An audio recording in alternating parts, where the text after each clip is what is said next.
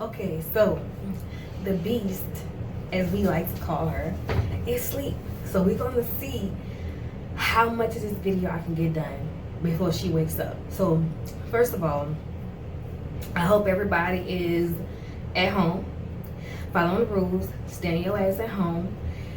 If you do have to go out for work, I hope that you are maintaining social distancing and washing your hands and doing all that good stuff. But anyway, we're gonna jump right into it. A subject that has come up a few times with people that I've spoken with, family, friends, and things like that, is what about the people who are in quarantine with their abusers? Now, first of all, let me just put this out here. This is not going to be a women versus men type of thing. This is not going to be about man bashing, because I could go all day, but that's not what this is about. This is about abusers, and abusers are male or female. They range in different ages, different races. So I'm not singling out anybody. Okay, I am going to talk from my experience, and I will speak from things that I have been told and or have seen personally. Okay, so let's just do that, because it is what it is. First of all, a lot of us, what made me really feel the need to do this video was a conversation that I had with my son this morning. And he was in a mood, as children get. And my daughter, his sister, was getting on his nerve. And so I was like, well, what's the deal? And he was like, she getting on my nerve, blah, blah, blah, and all that stuff. And I told him this, instead of just fussing at him and let him know this. We are in a home with people that we love. Okay? Many of us are not. We're stuck in this house with people that we love. And I wouldn't want to be anywhere else. You know what I'm saying? Like, we are blessed in that we're safe. You know, we're with people that we care for. Even though we can't see our family members and have people over. My birthday in 4 days. You know, I'm going to be home. I can't go out and celebrate. I can't have my friends over and my family over and stuff like that. And so it's a little disappointing, but at the same time, I'm with the most important people in the world. And like I said before, a lot of people are not. So what do we do about that? Well, what I would suggest, if you know someone who is going through some type of abuse, whether it be physical, mental abuse, emotional abuse, sexual abuse, things like that, to take this time to reach out to them. A lot of times we get so caught up in our own lives that it's not that we don't care, but we don't always have the time to give. You know, and we just don't always have the time. So if you do, please reach out to those people and check on them. Try to FaceTime people a lot. Try to do a lot of video chats. It's very easy to hide, unless somebody really knows you. It's very easy to hide our emotions on the phone.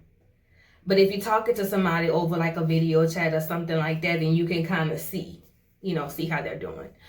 A lot of people who have been abused use, they have go to work or go to school, and that's their break from the abuse. You know, a lot of the abuse is at home, so that's their break once they go to school or once they go to work. So now that schools are closed, many jobs are closed, they don't have that. They don't have that. And that can make some people suicidal. It can make some people give up. And it can also make some people make the tough decisions and to decide that I'm not going to deal with that anymore. And this is not coming from a place of judgment. Everybody decides what is enough for them in their own time. So hopefully you make that decision before it becomes detrimental to you or your family. Now, I'm gonna try to go in some kind of order, so that way I'm not all over the place. Because when I get to talking, and I don't want this video to be too long. Let's talk about women who are being abused in the home by their spouse, whether it be male or female. If you're being physically abused in your home and you're under quarantine, see if there is a friend with not a lot of people, maybe 1 or 2 people living in the house, that has an extra room that you can be in if you're alone. If you have kids, I know that will be difficult. Of course, make sure those people aren't sick. Of course, make sure that you haven't been sick or anything like that. But see if they have an extra room that they can give you to quarantine in. So that way you're not in the house with your abuser, if that's something that you're able to do. Also, call the battered women's shelters if you can. If you get a minute, if you get a free minute. If I find out information on what they're doing for people that are in this type of situation, I will definitely come back and do a video or post some information if I find it. But that's, I don't even know what they're doing with that. That's another scary thought. So, another thing, stay in contact with people from on the outside as much as possible. I know a lot of abusers will limit you in talking to your family and things like that. But if you can reach out to somebody, please do. If that person is sleeping, you know what I'm saying? Reach out. Make sure you're deleting any text messages that you send in regards to that, so that they don't find it. If you are being emotionally abused, and maybe you didn't know it, emotional abuse is really, it's a, how can I put it? Emotional abuse and mental abuse kind of go hand in hand, because these people are using the things against you, whether it's making you feel like you're not good enough, making you feel like you're a bad person for everything that you do, picking out little things about you, talking about your hair, talking about this. A lot of us, we don't get to do the primping right now that we usually do.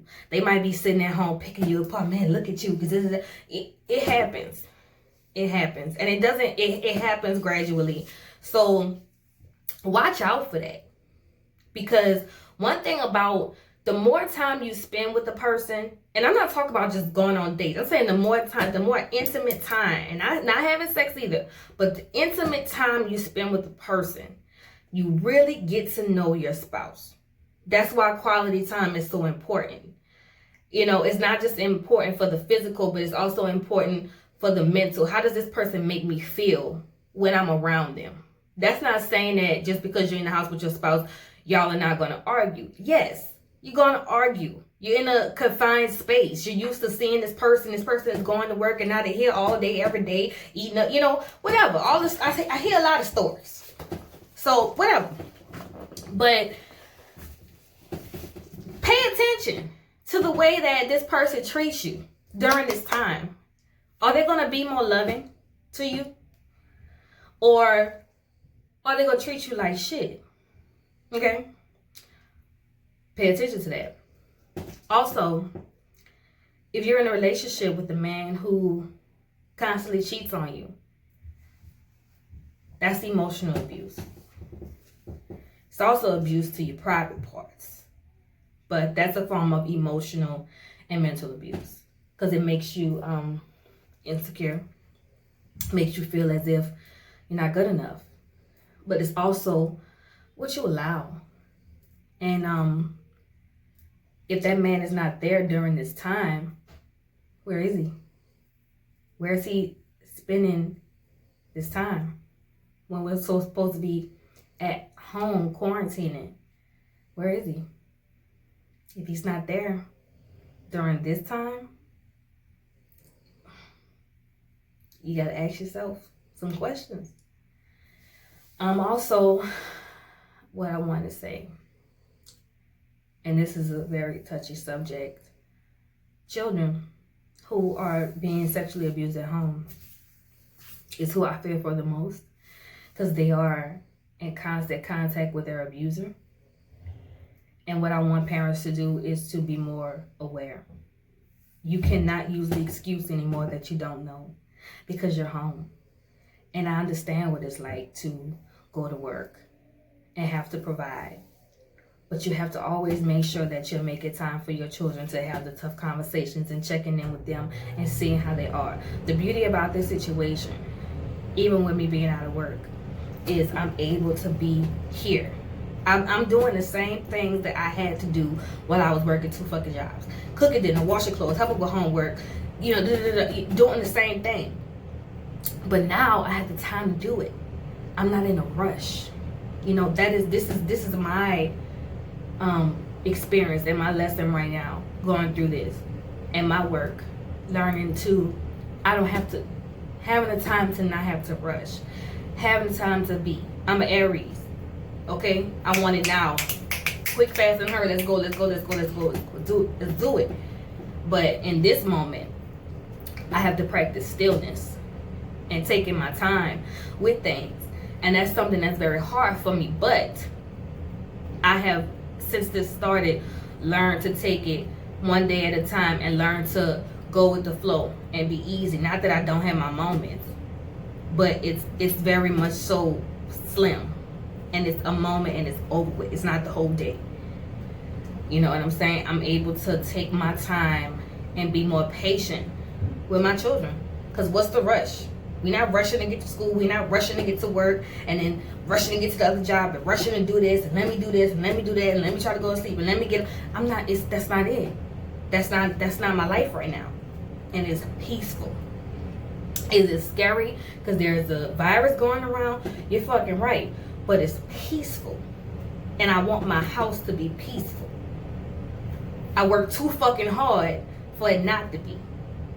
You shouldn't be miserable at home, and that's the main thing that I need people to understand. You should not be miserable at home. I know what it's like to be miserable at home. I know what it's like to be in a relationship and stuck in a house with a man that don't love you. I know what that's like. That's why I can speak on it. I know what that's like, to cry your fucking self to sleep at night wondering why this person don't care about me the way that I care about them. I know what that is like. That is not living. That is not living. It's slowly dying. And nobody deserves that. That's another story. So, parents, focus on your children. Look at the signs. Have the conversations. Don't keep your door closed all day long. You know what I'm saying? Come out. Be with your kids. Watch movies with them. Read with them. Just talk to them, because a lot of times kids will divulge things to you just in simple conversation. If you come at them, I'll call you back, sister. If you come at them like an interrogation, they may shut down. But if you just talk to them, we can still take a walk with your kids individually. You know what I'm saying? Look at the way your spouse or your person in the household treats your children, whether it be biological or not. Look at the dynamic. Now that you're home, look at the dynamic. And I could do a whole separate video on the signs to look out for in children that are being sexually abused by a family member in the household. Men, this is for you. Women can abuse too. And a lot of times you find women abusing in pockets. So I'm going to say this. If a woman can't even check on you right now because she found out that you out of work, that should tell you something. If a woman is only calling you, asking you what you can get her in this time, that should tell you something. If she's not saying, how are you? What do you need? How is your health? I'm praying for you. That should tell you something. So y'all like to chase the picture and the body, and she this and she that and she this and she that. But right now, when you can't do nothing for her, where's she at? Is your phone ringing off the hook now? A lot of people's phone have stopped ringing. So what does that tell you? Think about those type of things, because all of those things are forms of abuse. Somebody playing on your heart, somebody playing with your mind, with your body.